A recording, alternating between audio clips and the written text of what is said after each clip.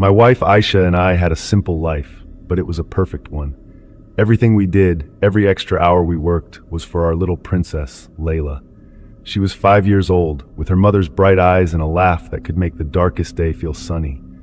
We were a team, a small, happy family built on love and faith. But the world outside our home wasn't always so kind.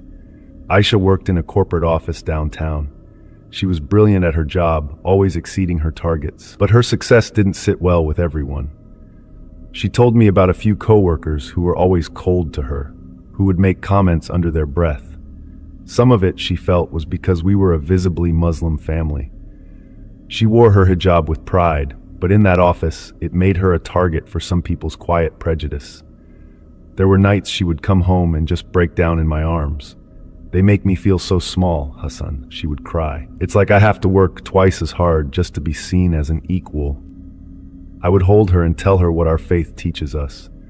"Don't let their bitterness into your heart," I'd say. "Be brave, be professional, and be kind. Kindness is a strength they will never understand." She would always listen, dry her tears, and face the next day with a smile, for me and for Layla. One of the main sources of her stress was a man named Mark. He wasn't her boss, just a colleague, but he always seemed to be watching her. He'd make comments about her food, ask invasive questions about our religion, and sometimes just stand near her desk, saying nothing. Aisha had reported his behavior, but management told her it was just a personality clash. Then came the Tuesday I will never forget. I was in a meeting when my phone buzzed with a call from an unknown number. It was Aisha's manager. His voice was frantic. "Hassan, you need to get to City General Hospital. It's Aisha. There's been an incident." My world stopped. The drive to the hospital was a blur. I ran through the emergency room doors, and a doctor met me with the kind of expression that precedes the worst news of your life. Aisha had suffered a massive sudden heart attack at her desk. They had done everything they could, but she was gone. I couldn't process it. She was 32 years old. She was healthy. It made no sense.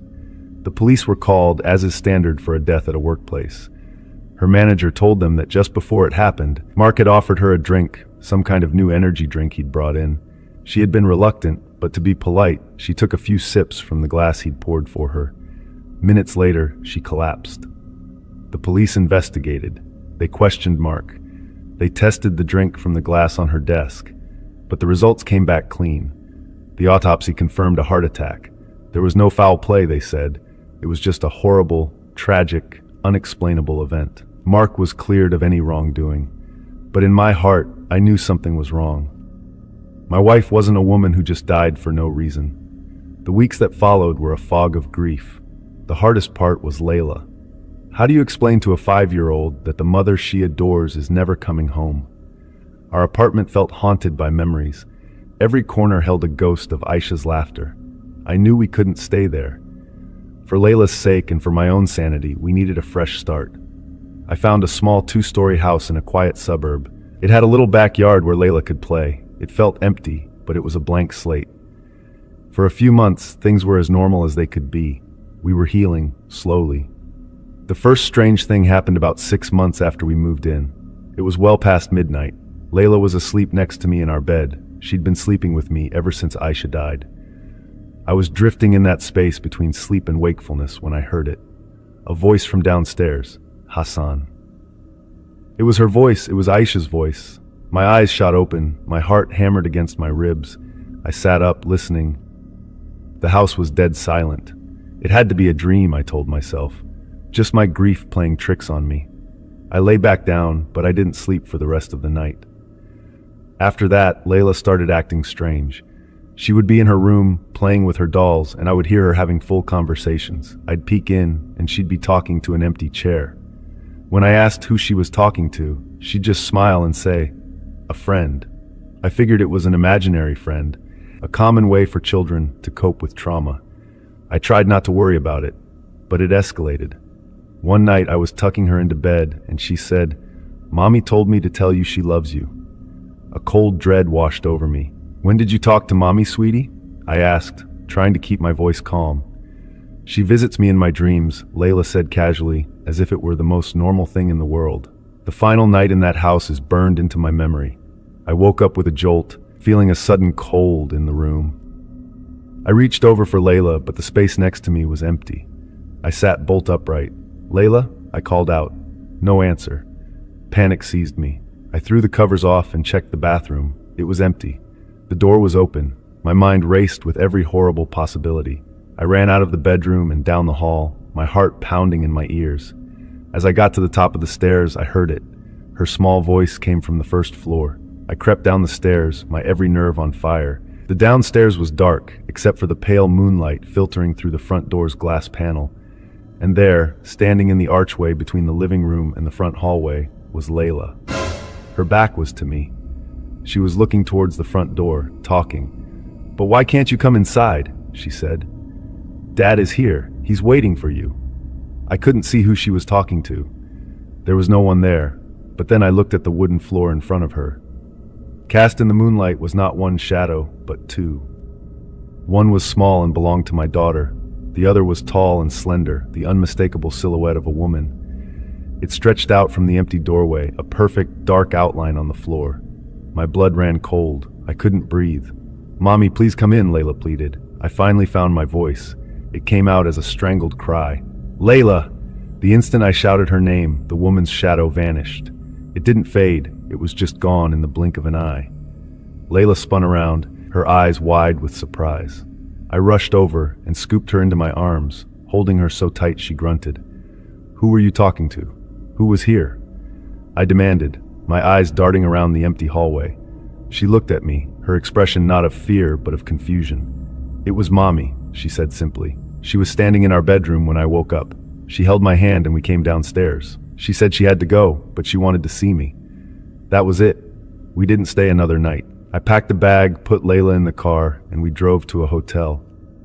The next day I called a realtor and told him to sell the house for whatever he could get. I didn't care. We never saw her again, not in a dream, not as a shadow. But I am left with a chilling uncertainty. Was that really Aisha's spirit, trying to watch over her daughter? Or was it something else, something pretending to be her? And every time I think about it, my mind goes back to her office, to the man who gave her a drink, and to the police report that said her death was from natural causes. I escaped the house, but I don't think I'll ever escape the feeling that her death and the thing that visited us are somehow connected. Something is still hiding in the shadows of the truth.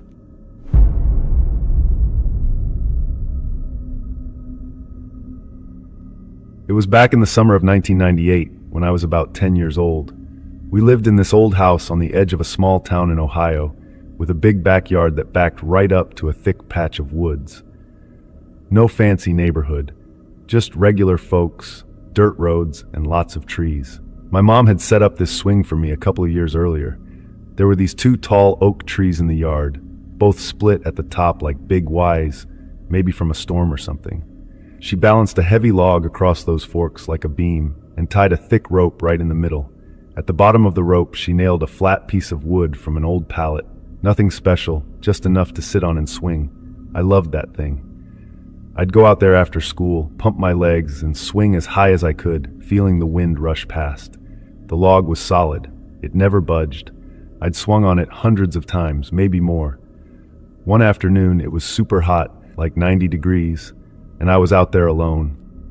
My parents were inside, Dad fixing the truck in the garage, Mom cooking dinner. I was swinging back and forth, not even going full speed, just chilling. Then out of nowhere, it felt like someone grabbed the back of my shirt and yanked me hard. Not like a gust of wind or losing balance. It was a deliberate pull, strong and quick. Next thing I know, I'm flat on my back in the dirt, staring up at the sky. My heart was pounding, and I scrambled to sit up. That's when I saw it, the log cracking right down the middle with this loud snap, like a gunshot. The whole thing tumbled down, smashing into the ground where I'd just been sitting a second ago. The rope and seat slapped the dirt next to it.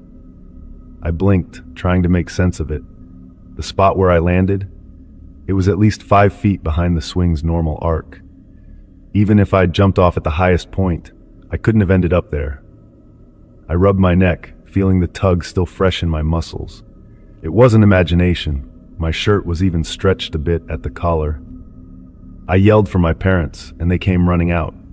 Dad checked the log, said it looked rotted inside, maybe termites or water damage from rain. But we'd inspected it before, and it was fine. Mom just hugged me and said I was lucky. No one else was around, the yard was empty, neighbors too far to see. I tried to explain the pull, but they brushed it off as me falling weirdly. That feeling, though, it's burned into my brain. Like invisible hands saving me, or maybe something else. I didn't swing again after that. We took the whole thing down the next day. Years passed, and I mostly forgot about it. Grew up, moved back home after college in 2012 to save money while job hunting. The house was the same, the backyard still wild, the woods even thicker. The trees where the swing was, still there, but scarred from where the log had been. I was 24 then, living in my old upstairs bedroom. It had a big window overlooking the yard. Perfect view of the back door, the grass, and those oaks right in the middle. Beyond that, the forest started, dark and tangled, no trails or anything. People said deer and raccoons hung out there, but nothing creepy. One night in October, my parents were out at a friend's dinner party. I was home alone, watching some old sitcom reruns on TV in the living room. It was around 9 p.m., getting dark outside, just the porch light on. Suddenly there was this knock on the back door. 3 sharp raps. Not the front door, which we always used for visitors. The back one led straight to the yard, and we hardly ever had people come that way unless it was family. I paused the TV and listened. Nothing. Figured it was a branch or maybe a neighbor's dog bumping the screen. But it knocked again, louder this time. I got up, heart picking up a bit, alone at night, you know. Walked to the kitchen, flipped on the back light, and peeked through the curtain. Empty. Just the yard, grass swaying a little in the breeze. No one there. I opened the door a crack, called out hello, silence. Locked it back up and shook my head, thinking I was being paranoid. But something felt off. I headed upstairs to my room to grab my phone, maybe text my parents or something. From the window I had that clear view down. That's when I saw him. A man standing right behind one of those old oak trees, the one where the swing used to be. He was partially hidden, but I could make out his shape in the shadows. Tall, wearing dark clothes, like a jacket and jeans. Not moving, just waiting. My stomach dropped. Who the hell was that? No flashlight, no reason to be there. I froze, watching. He stepped out slowly, real quiet, like he didn't want to make noise on the leaves, headed straight for the back door again. My mind raced. Was this a burglar? Some weirdo? He raised his hand to knock, but then he paused, looked up, right at my window. Our eyes locked. I swear, even from up there I could see his face. Pale, scruffy beard, eyes wide like he was surprised. Not angry, just intense. Staring straight at me, unblinking. I ducked back, heart hammering so hard I thought it'd burst. Peeked again. He was still staring up. Then he turned and bolted. Not toward the street or the sides, but straight into the woods behind the house. Crashed through the underbrush, branches snapping, and vanished into the dark. I grabbed my phone, dialed 911, but by the time cops showed up 20 minutes later, nothing. They checked the yard, the trees, said maybe it was a prank or a homeless guy, but to lock up and call if he came back. I didn't sleep that night. Kept the lights on, replayed it in my head. The way he hid behind that exact tree, the one from the swing, and that pull from years ago. Could it be connected? Nah, that was crazy. But the more I thought, the more uneasy I got. What if he'd been watching us for years? Those woods were full of hiding spots. Maybe he saw me as a kid, waited until I was alone again. Parents got home late, freaked out when I told them. We installed motion lights and a camera the next week. Never saw him again, but sometimes at night, I'd hear rustling out back. Could be animals, wind. But that stare, it's logged in my brain, just like the pull. Makes you wonder what's really out there in the dark, watching from the trees. I moved out a year later, but I still drive by the old house sometimes. Those oaks are still standing, silent as ever.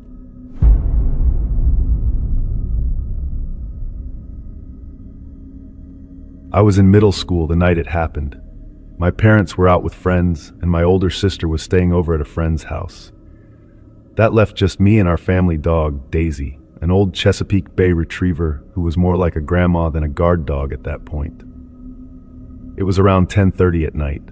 I was upstairs in my room watching TV, half asleep, with Daisy curled up beside me on the floor. My room sat right above the kitchen, and before heading upstairs, I had turned off all the lights down there. My parents always reminded me not to waste electricity, so I made sure every light was off before bed. The only light in the house came from my TV. After a while, I muted the volume during a commercial break. That's when I heard it, a sound that didn't belong. At first, I thought it was coming from the show, but the TV was muted. The sound was clear and came from downstairs. It was the sound of cabinet doors, opening and closing, slowly, one after another. It went on for a few seconds and then stopped. I froze. I remember looking down at Daisy. Her head popped up, ears perked, eyes wide. She didn't bark, but she looked directly toward the door that led to the stairs. That was the moment I knew I hadn't imagined it. For a few seconds, I just sat there listening. Everything went quiet again, too quiet. No footsteps, no creaks, nothing. Just the low hum of the TV screen. I got up and peeked out my window that faced our driveway. I didn't see any cars or movement outside. The porch light was off, just the faint glow of a nearby streetlight. My first thought was that maybe one of my parents had come home early, but that didn't make sense. Daisy always barked when someone came through the door. Even in her old age, she never missed that sound. I was trying to convince myself it was nothing, but then Daisy stood up. She didn't bark or growl. She just started walking toward the stairs slowly, tail low, ears up. I hissed, "What is it, girl?" But she didn't even glance at me. I grabbed my phone and my old softball bat from beside the bed. My heart was already pounding. I kept telling myself it was probably nothing, but I couldn't explain why the cabinets sounded like they opened one by one. When we reached the top of the stairs, I noticed a faint glow at the bottom, light coming from the kitchen. That stopped me cold. I knew I had turned that light off. I quietly dialed 911, my hands shaking. I didn't hit call yet, just held the phone, ready. Step by step, Daisy and I went down. I could hear my own heartbeat, the wooden stairs creaking under my feet. When I reached the bottom, I saw the kitchen light fully on. Every single cabinet door was wide open, all of them. I stood there frozen, staring. It didn't make sense. Nothing was taken, nothing broken, just open. I remember whispering Daisy's name, but she was already sniffing around near the pantry. Her tail was still down. I looked toward the back door. The deadbolt was still locked. The windows were closed. Nothing looked disturbed, but someone had to have turned on the light and opened those cabinets. The thought hit me hard. What if whoever did this was still inside the house? I finally hit the call button. The operator answered, and I whispered that I thought someone was in my house. She told me to go somewhere safe and stay quiet until the police arrived. I didn't even think. I grabbed Daisy's collar and ran upstairs into my parents' room. I locked the door, went into the walk-in closet, and shut that door too. The operator stayed on the line, asking questions I could barely answer because I was listening for sounds downstairs. For a long minute, there was nothing. Then I heard something faint. Not footsteps exactly, more like the sound of a door slowly creaking shut. It could have been my imagination, but I swear I heard it. The police arrived about 10 minutes later.